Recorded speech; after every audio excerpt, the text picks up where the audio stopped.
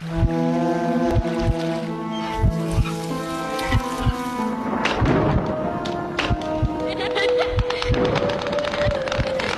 we're digging into a case that really highlights the chilling possibility of a hidden life, a dark secret exposed by something we all use, an online ad.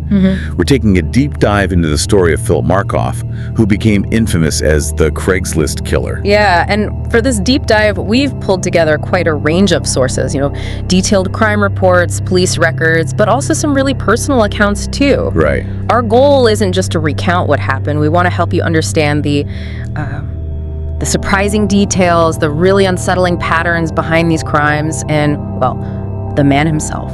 We'll walk you through the investigation step by step, the revelations that just shocked everyone, and also touch on those questions that still kind of hang in the air. Exactly. Trying to understand how a promising med student could become this predator, and maybe what that says about, the information we share online, how we perceive people. So, to really grasp that duality, let's start with who Philip Markoff seemed to be. He was born February 12, 1986, in Sherrill, New York. Pretty normal background, right? Yeah. Son of a dentist, grew up in a small town. Yeah, the picture is very much wholesome Americana, almost. Yeah. Academically, he wasn't just good, he excelled. National Honor Society, History Club, Youth Court, even bowling and golf teams. So really involved. Very. He went to SUNY Albany pre-med track, graduated in 2007, and then, when all this happened, he was actually a second-year medical student at Boston University School of Medicine. Wow. And his personal life seemed just as planned out. It did. He met his fiancée, Megan McAllister, back in 2005. They were volunteering at Albany Med's ER college sweethearts, basically. Okay. They were engaged, set to be married August 14th, 2009, and she was actually planning to start med school herself that fall. So, from the outside looking in, it's this incredibly bright future, almost a golden couple kind of image. Absolutely, the perfect life narrative. Yeah. But then when you start digging a little, other details emerge that, well, they don't quite fit. Well, for instance, sources mention he played poker quite a bit with friends, and apparently he was a pretty serious player, didn't like losing. Okay, maybe a competitive streak, but not necessarily alarming on its own. No, but then you get this. He was also frequenting casinos. A lot. And had racked up, sources say, over $130,000 in debt. Whoa, $130,000, that's significant, especially for a student. Hugely significant. And that detail, that financial pressure, really starts to challenge that perfect image, doesn't it? It suggests this whole hidden layer of stress, maybe desperation. Yeah, it paints a very different picture. And it seems like even those closest to him were blindsided. Completely. His fiancée, Megan, her initial reaction was total disbelief. She, along with others, thought the police had simply arrested the wrong guy. I remember reading she described him as beautiful inside and out. She did, which just speaks volumes about how effectively he compartmentalized, how well he hid that other side, even from her. It's that central theme again, isn't it? The public face versus the private reality. How much do we ever truly know? Exactly, and it's from that hidden reality that this truly chilling spree seems to have erupted. Let's get into that. The pattern that emerged is, well, it's deeply disturbing. It is. All the victims were women advertising services, erotic services, or massage on Craigslist. Okay. The attacks happened fast, very close together in time, and they shared these really striking similarities. Robberies seemed to be a motive, the victims were bound with plastic zip ties, and the meetings were always set up in upscale hotels. Luxury hotels. Yeah. The first known attack was April 10th, 2009. The victim, Tricia Leffler, 29, an escort. She was at the Westin Copley Place in Boston. And what happened there? She was bound, gagged, robbed at gunpoint. The attacker responded to her Craigslist ad. Terrifying. And then just 4 days later. 4 days, April 14th, that's when Julissa Brisman was murdered. This is where the case turns incredibly grim. Yeah. Julissa Brisman, she was 25, offering massage services, again via Craigslist. And she actually had a kind of safety system set up with a friend, Beth Salamonis. Right, I read about that. Beth would handle the initial calls. Yeah, she'd screen the calls to Julissa's Craigslist number, text Julissa when the client was on the way, and then Julissa was supposed to text back once the guy left. A buddy system, essentially. Oh, really? But this time, the client, who called himself Andy, arrived around 10 p.m. and a Beth. She never got that text back from Julissa. John. Then, just 10 minutes later, 10 p.m, police get called to the Marriott Copley Place Hotel. Guests heard screams. And they found her. They found Julissa. She was in her underwear, lying in the doorway of her room, covered in blood. There was a plastic zip tie still around one wrist. Oh, God. What were her injuries? They were severe. Her skull was fractured in multiple places, consistent with being pistol whipped. She'd been shot 3 times, chest, stomach, and one directly into her heart. Bruises and welts on her wrists, too. But even in that state, she fought back. She did. Critically, she managed to scratch her attacker, and the skin collected from under her fingernails. That became absolutely crucial DNA evidence later on. An incredibly brave final act. Absolutely.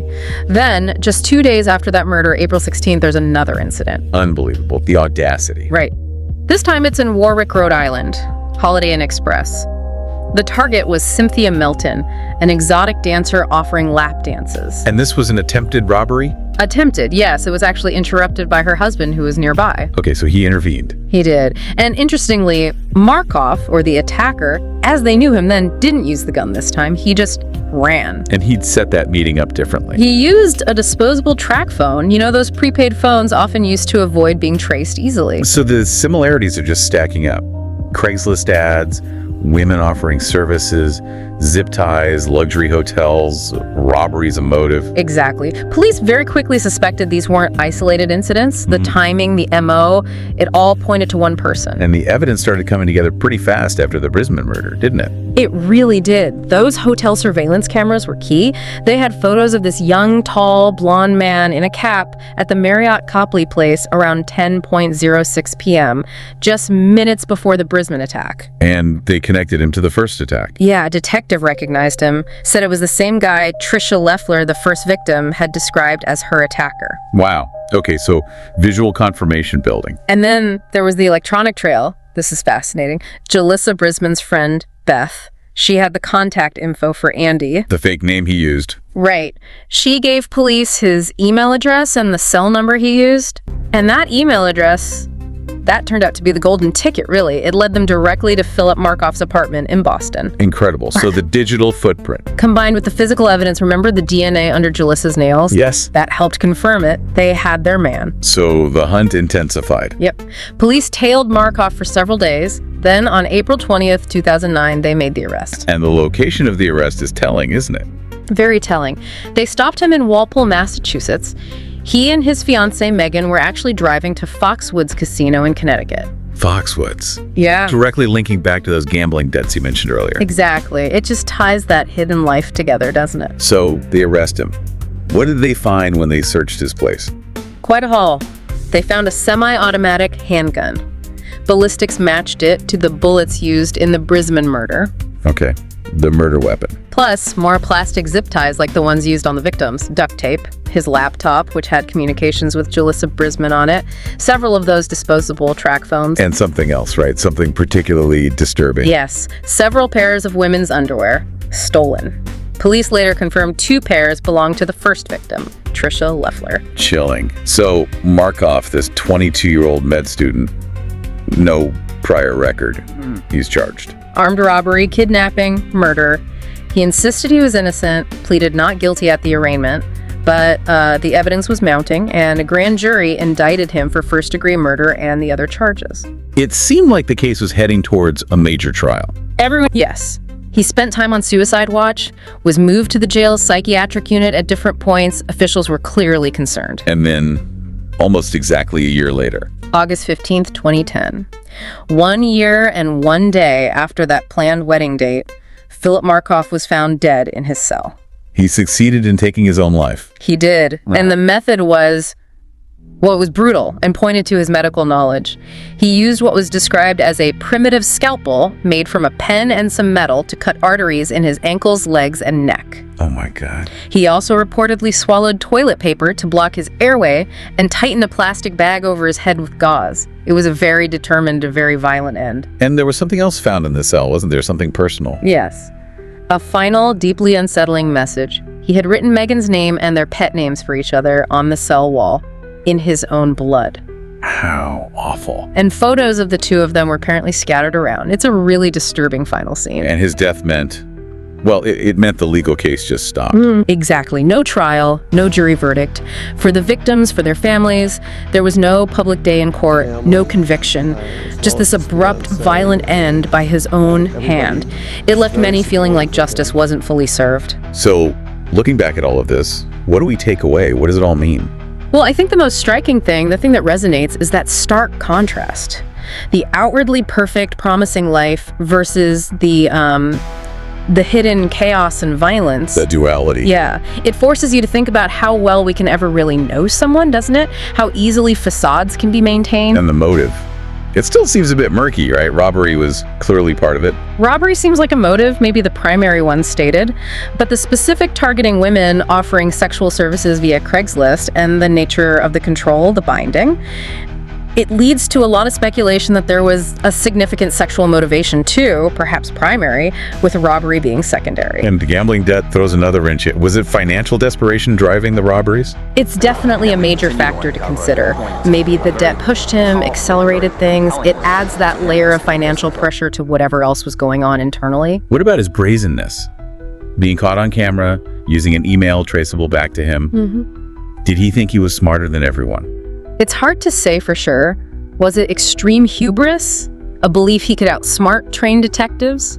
Or maybe something more like an adrenaline junkie mentality, getting a rush from the risk itself? He certainly seemed shockingly nonchalant given the evidence trail he was leaving. Almost like he didn't believe he'd face consequences. Perhaps. And that leads to maybe the most chilling thought of all. Which is? The road not taken. He was well on his way to becoming a doctor. If he hadn't been caught, imagine someone with that apparent capacity for calculated violence, that deep duplicity, operating within a position of immense trust and power like medicine. That's a deeply disturbing thought. What further harm could have been done? Exactly. It's a really unsettling question about potential and how it can be twisted. So, to recap, we've journeyed through this shocking story. Philip Markoff, the bright med student, the loving fiancé, who was also the calculated, violent Craigslist killer. We saw how meticulous police work, crucially aided by a victim's final act of defiance, Jalissa Brisman scratching her attacker, ultimately led to him, even though the final justice, if you can call it that, was self-inflicted. Yeah. And it really leaves us pondering, doesn't it? In this age where so much interaction happens online, behind screens, how well could we ever truly know the people we connect with? Right. And what's our own responsibility in navigating that? Those blurred lines between someone's online persona and who they really are, what they might be capable of. It's a heavy thought. What stands out most to you listening to this about how easily, how terrifyingly a seemingly ordinary life can conceal such profound darkness?